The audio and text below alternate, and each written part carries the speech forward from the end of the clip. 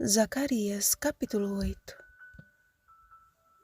Assim diz o Senhor dos Exércitos: Eis que salvarei o meu povo. Versículo 7. Após uma dura e necessária repreensão, Zacarias declarou uma mensagem de restauração e de salvação. Os grandes zelos do Senhor por seu povo fariam de Jerusalém a cidade fiel, morada do Senhor dos Exércitos. Então, há uma descrição sobre as praças da cidade, que seriam tanto de repouso para velhos e velhas, como lugares de brincadeiras cheios de meninos e meninas. Ou seja, seria um lugar abundante de paz e de alegria, um lugar maravilhoso de se viver.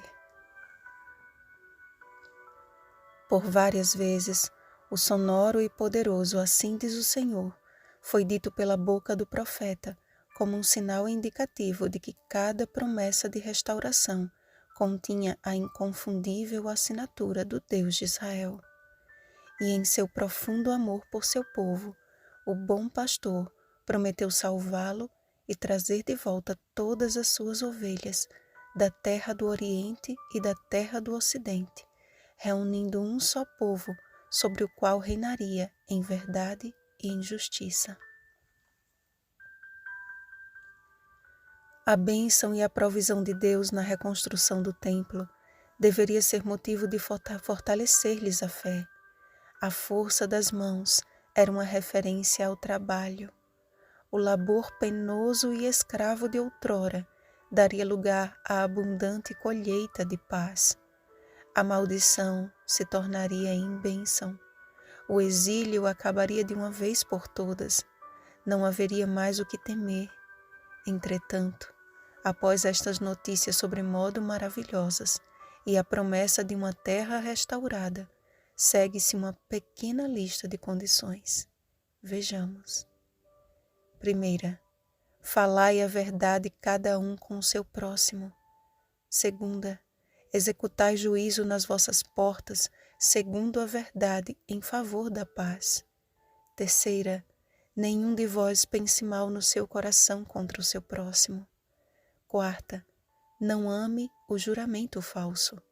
Quinta, amai, pois, a verdade e a paz. Que listinha intrigante, não? Dá para notar qual era o principal pecado entre o povo de Deus: a maledicência.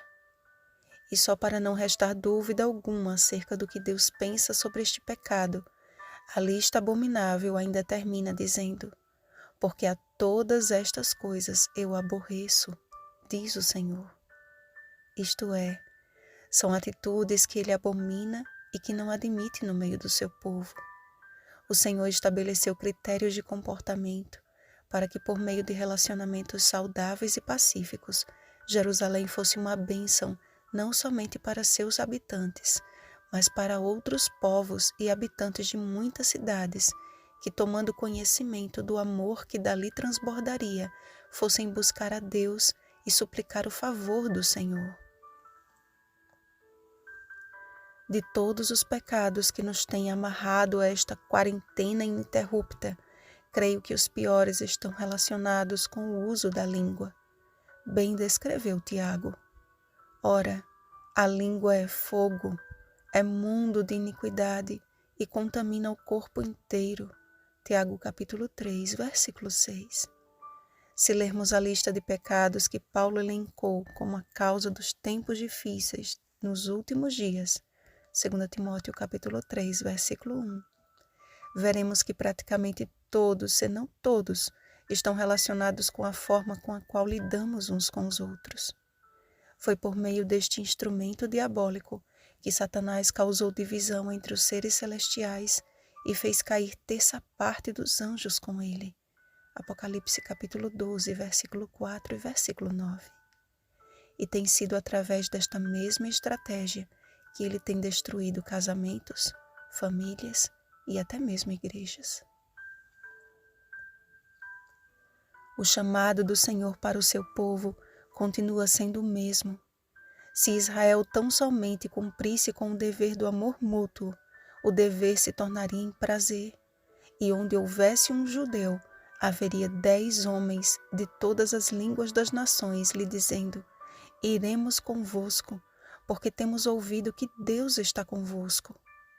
Amados, nestes últimos dias, Deus tem preparado um povo peculiar, que despertado do sono e cheio do Espírito Santo, tem compreendido que de nada vale uma vida religiosa se esta não for o modelo estabelecido por seu mestre e supremo exemplo. Nisto conhecerão todos que sois meus discípulos, se tiverdes amor uns aos outros. João capítulo 13, versículo 35. Fora disto, não há restauração e muito menos salvação. Não é fácil refrear o que a Bíblia chama de mal incontido, Tiago capítulo 3, versículo 8. E quão difícil é dominar os nossos pensamentos críticos e a nossa mente repleta de julgamentos e desconfianças. Por isso a importância da oração e do contato diário com as Escrituras Sagradas. O íntimo relacionamento diário com Deus resulta em um amor pelo próximo sem hipocrisia. Romanos capítulo 12, versículo 9. Precisamos pedir constantemente, em atitude de vigilância, que o Espírito Santo derrame em nosso coração o amor de Deus. Romanos capítulo 5, versículo 5. E faremos parte de um povo que não pode ser confundido. Ó Senhor, ouve. Ó Senhor, perdoa. Ó Senhor, atende-nos e age. Daniel capítulo 9, versículo 19. Seja esta a nossa oração. Vigiemos e oremos. Uma feliz semana, discípulos de Jesus. Rosana Garcia Barros.